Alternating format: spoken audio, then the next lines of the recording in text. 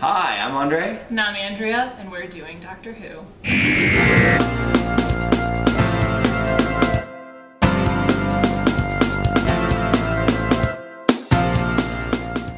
So, that was the Dalek invasion of Earth.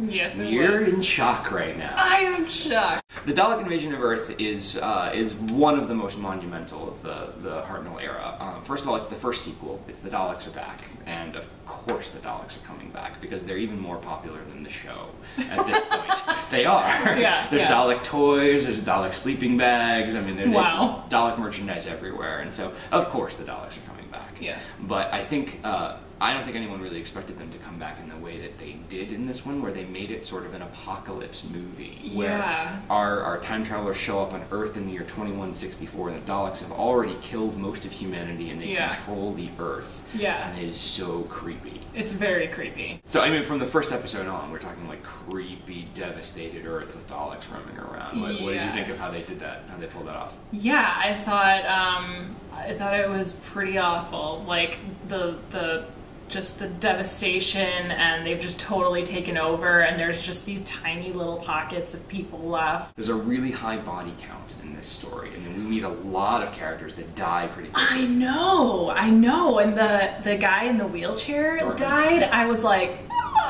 him, and who else was I? Like, oh my god.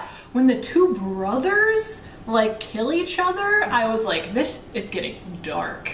This was a dark story. Yeah. It was dark. They went all out with the scariness. Yeah. This is really not for kids. I mean, No, there's people no. screaming and dying off camera, Ugh. and all kinds of horrible things. Yeah. And I mean, even the darkness even seeps into like that bit in the 5th episode where the two poor desperate women turn them into the Daleks, which is just, I know. that's just like right through the heart. I It's- know. Yeah. I was really pleased with all of the characters that we met and all of the different Mm-hmm. personalities that they had and how well developed they were and how Yeah. much we cared about them before they were slaughtered mercilessly.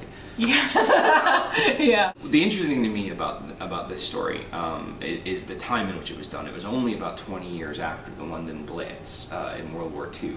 And so this is what they were trying to play off of. The Daleks, as we saw in their previous story, are racists. They're Nazis, Right. They're interested in racial purity and Right. wiping out everything that isn't Dalek. Right. And so that makes them a perfect foil to do basically an occupation of Britain, as may have happened during World War II. Yeah. So that would have really hit home for people who were watching. Yeah. Like, now that you brought that up, because we had talked about that the last time that the Daleks were, like the first time that we were introduced to them, how they are very protective of each other. So it's obvious that they have they have things that they care about, but it's only Daleks. You know what I mean? Like, it's not like they're completely heartless, soulless, like care about nothing. But they literally only care about Daleks, and everything else is just... And that somebody made a speech in these episodes. They're like, they don't care about you. They don't care what happens to you at all. Mm-hmm. Like, not in a single, way.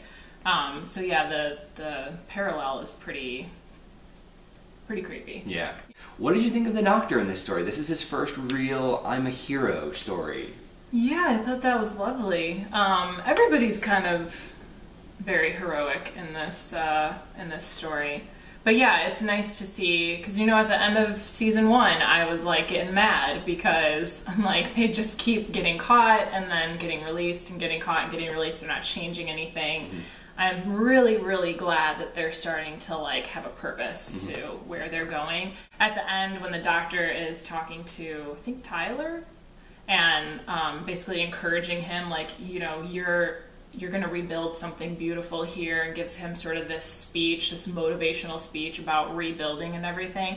I thought that was really nice. Mm-hmm. Like, that's we've seen him slowly become this person, but that was really like a good like monologue for him where you're like, yes, now he's like the hero. Yeah. And you're right too, everybody gets, all of our 4 regulars get moments of heroism in this. Yeah. They get to really shine. Well, they're all separate too. Like they don't even split up into like groups really. I mean, Susan and the Doctor are kind of together, but even for a bit, he's gone and she's on her own. Yeah. So everybody's kind of on their own and all like playing a part in bringing down the Daleks. So yeah. So this is one of those stories that makes me wish the special effects were better. Yeah. How badly did that take you out of the story? The pie plate saucers and things like that. You know what? It didn't very much because the special effects from some of the other episodes have been so much worse that now I'm just like, it's hardly crossing my mind. Except for the monster, which P.S. really was pointless. Like, there's just like this, like... It was there to be the episode 4 cliffhanger. I know, so stupid. There's like... Yeah, this monster who's clearly having a seizure, like, and there's no point to it whatsoever. Nope. Anyways, other than that, like, it didn't really, like, the saucers and stuff, I'm sort of gotten used to that, yeah.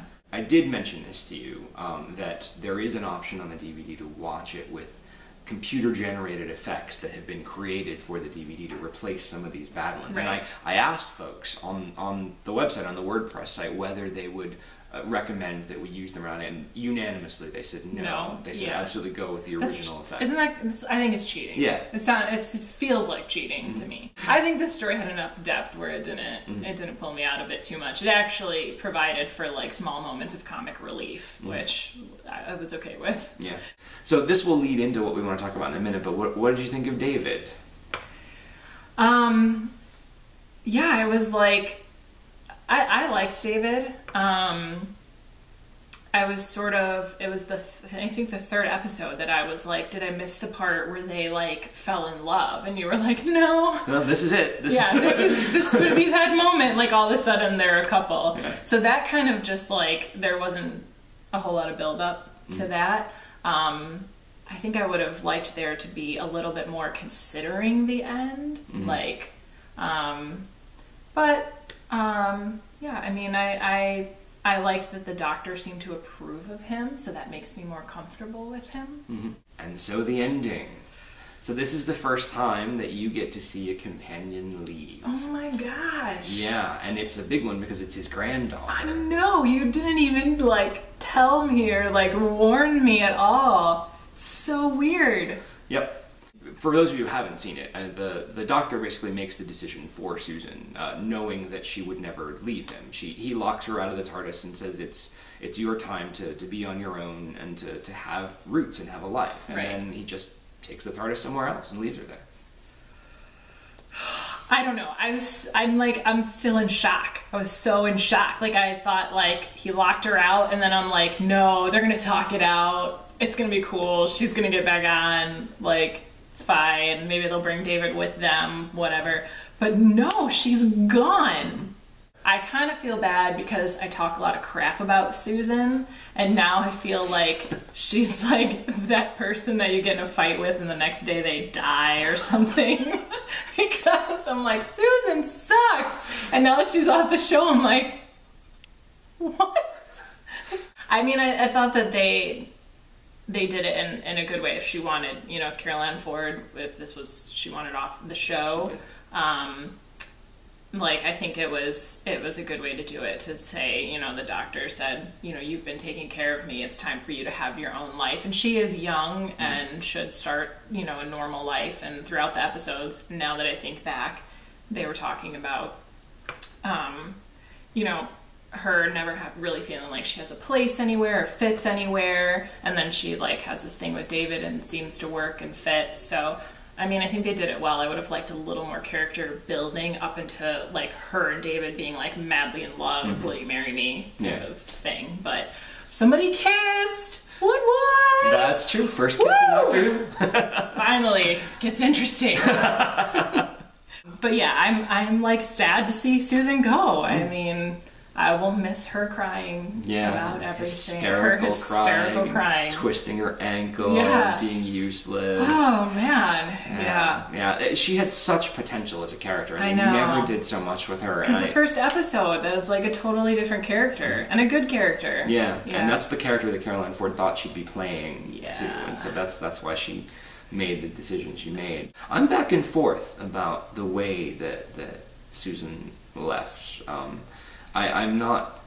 It's complicated by the fact that he doesn't go back for her. You know, it's his granddaughter, and he doesn't go back. He leaves her on plague-infested, ruined Earth. I was like... Back.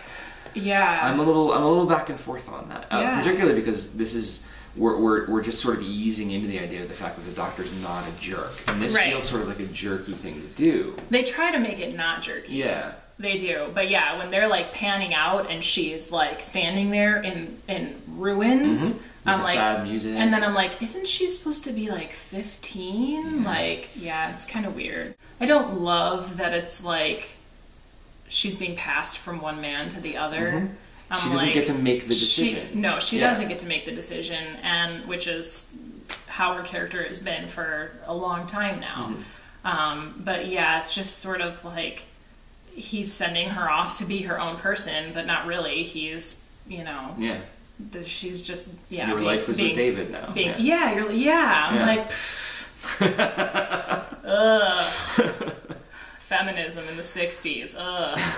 So It would have been nice had they, right at the end, given her the decision, allowed her to make a decision for her own life. That would have made me feel better about it. yeah. But how lovely was that speech, and how well did William Hartnell do it? I It know. was so beautiful. One day, I shall come back.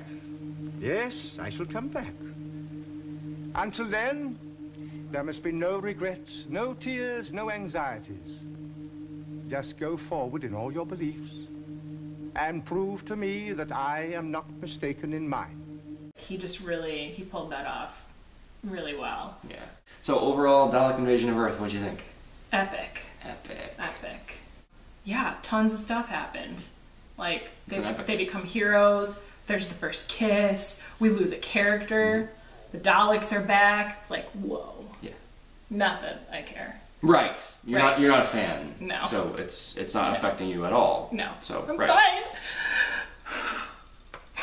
Next week we're gonna do a smaller story called The Rescue, Okay. and continuing on with season 2. So Word. yeah, thanks again for watching, everyone. Thanks. See ya. Bye.